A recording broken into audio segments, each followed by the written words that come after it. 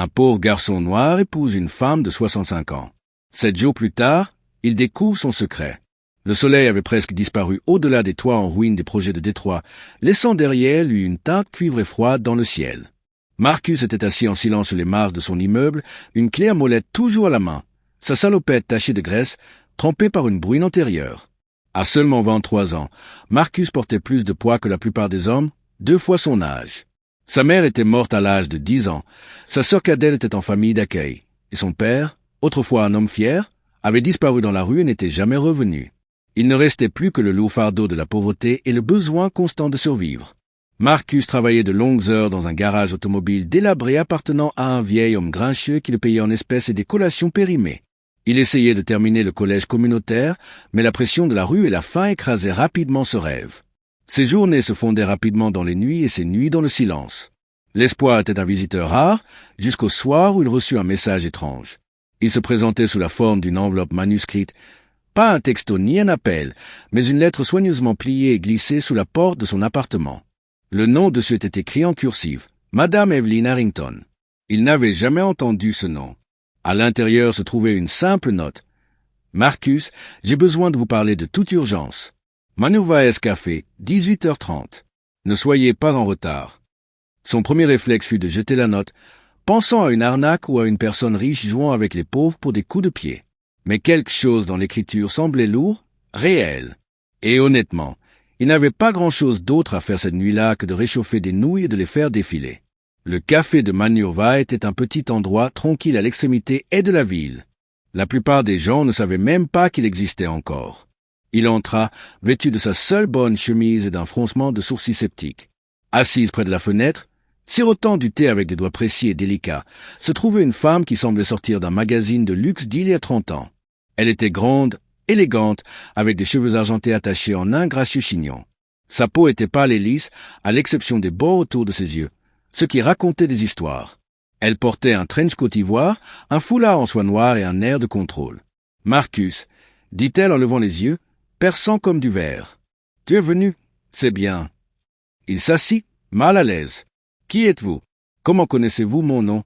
Elle sourit. « Disons simplement que j'en sais plus sur toi que tu ne le penses. J'ai fait mes recherches.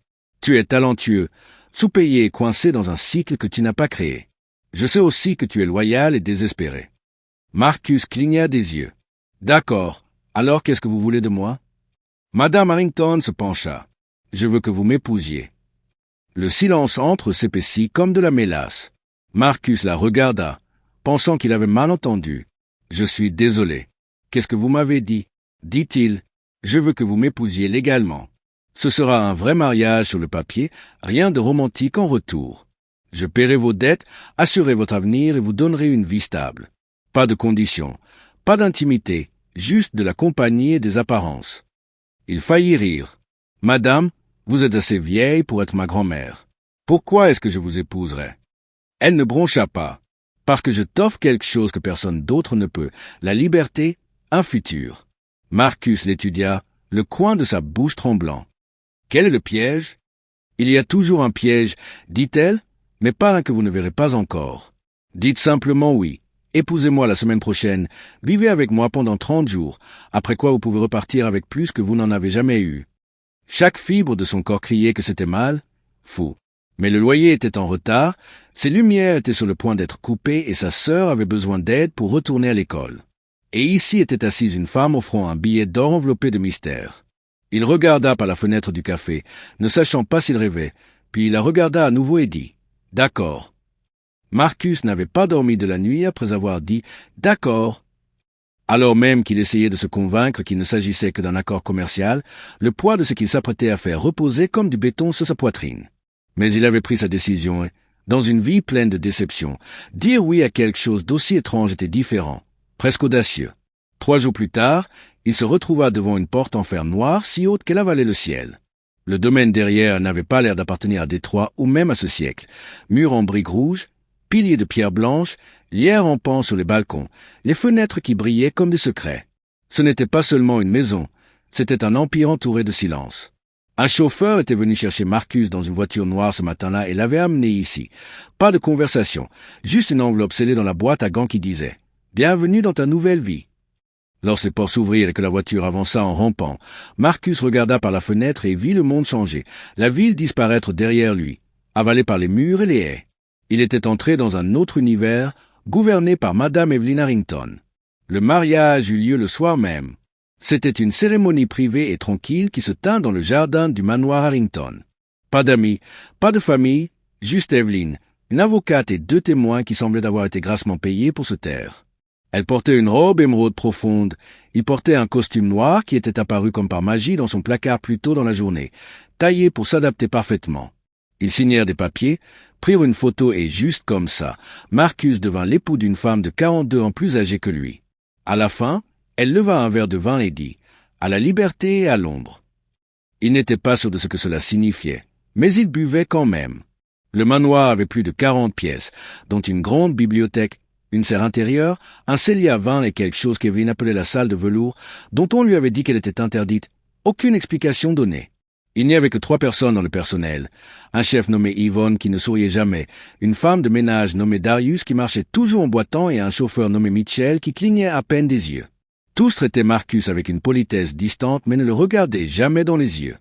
Fidèle à sa parole, elle gardait ses distances. Ils prenaient le repas ensemble mais parlaient à peine. Elle passait la plupart de son temps dans l'aile du manoir, dans une pièce qu'il n'avait jamais vue.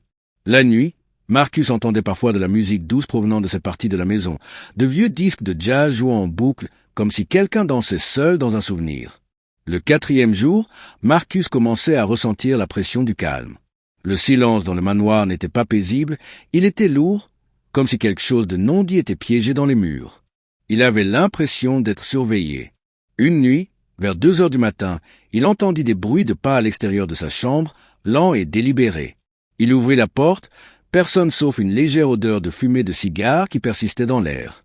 Mais Evelyn ne fumait pas et aucun membre du personnel ne le faisait non plus. Le 6e jour, la curiosité prit le dessus sur Marcus. Il se souvint de la chambre de velours, celle où Evelyn lui avait dit de ne jamais entrer. Il attendit que tout le monde dorme, puis il se glissa dans les couloirs, pieds nus, le cœur battant. La porte de la pièce de velours était d'un rouge profond, sculptée d'étranges motifs tourbillonnants, et elle n'était pas verrouillée. Il poussa. C'était ouvert. La pièce était faiblement éclairée par un lustre avec des ampoules teintées en rouge. D'épais rideaux de velours bordaient les murs. Au centre, il y avait un autel, oui, un autel avec des photos, des bougies et quelque chose d'autre, de vieilles lettres. Marcus s'approcha. Sur la table se trouvaient des photos de lui. Pas du mariage, des photos plus anciennes de lui travaillant dans le garage, rentrant chez lui, assis sur son Porsche, des dizaines d'entre elles. Certaines avaient des années. Sa poitrine se serra. Qu'est-ce que c'était que ça? Et puis il le vit, un grand livre relié en cuir sur le devant, la lignée Harrington, scellée. Il l'ouvrit. Là, sur la 2e page, se trouvait un croquis d'un garçon. Il ressemblait à Marcus, même visage, mêmes yeux. La page indiquait Sujet 27, candidat à l'extension de la lignée. Acquis, moniteur pour les traits. Préparez-vous à l'activation. Ses mains commençaient à trembler. Il claqua le livre derrière lui. Quelqu'un chuchota. Tu n'étais pas censé voir ça? Marcus se retourna. Evelyn se tenait dans l'embrasure de la porte, plus élégante, plus gracieuse. Ses yeux étaient féroces, sa voix calme mais sombre. Tu as été choisi, Marcus. Tu ne comprends pas ce que signifie ce mariage, pas encore, mais tu le feras. Il recula. Tu m'as menti. Ce n'était pas pour m'aider, c'est autre chose. Elle sourit. Bien sûr, c'est autre chose, Marcus. Marcus n'avait pas dormi cette nuit-là.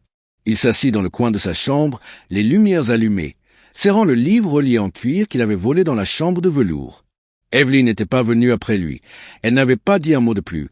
Elle s'était simplement retournée et s'était éloignée, le laissant seul, sachant que sa vie n'était pas la sienne. Les mots du livre le hantaient. Sujet 27, candidat à l'extension de la lignée. Qu'est-ce que cela signifiait? Et ces photos? Qui les avait prises? Comment l'avait-elle observée pendant des années? Qu'est-ce que l'activation signifiait? Le lendemain matin, Evelyn l'accueillit au petit-déjeuner comme si de rien n'était. Elle versa du thé, coupa son toast et demanda « Voulez-vous aller vous promener aujourd'hui, Marcus ?» Les jardins fleurissent magnifiquement. Il la regarda, le cœur battant la chamade. « Pourquoi moi? Que signifie ce livre ?»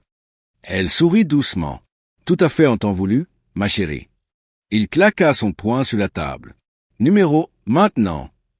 Le sourire d'Evelyn s'estompa. Sa voix s'éteignit. Parce que tu es né pour cela. Ton sang, ton histoire, c'est plus vieux que tu ne le comprends. Et à cause de ton père? Marcus se figea. Mon père? Il est parti quand j'étais enfant.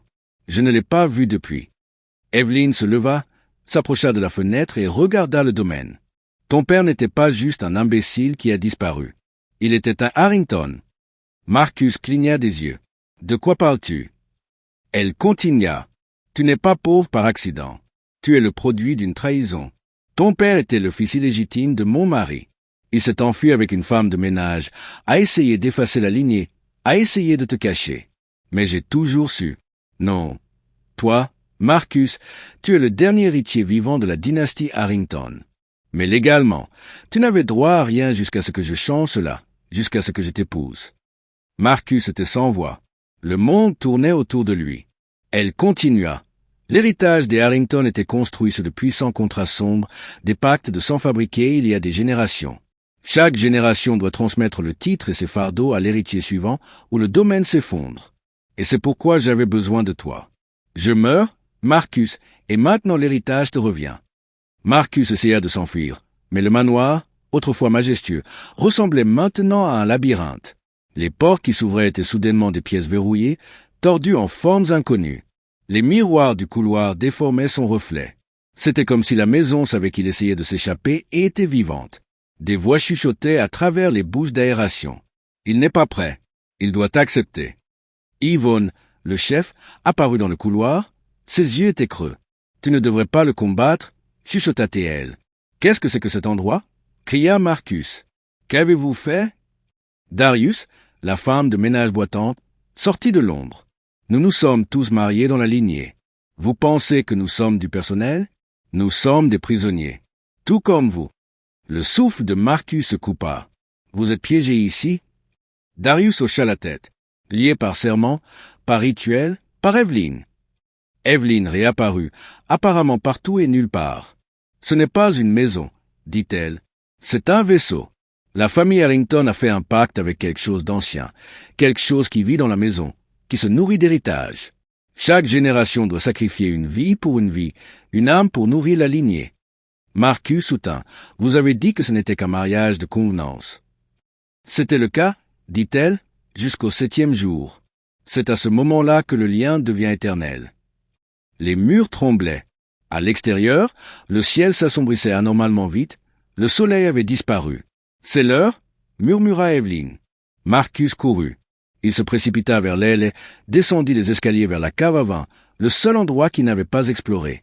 Sous des carreaux lâches, il trouva une porte sculptée dans la pierre, des symboles gravés autour d'un cadre pulsant de lumière rouge.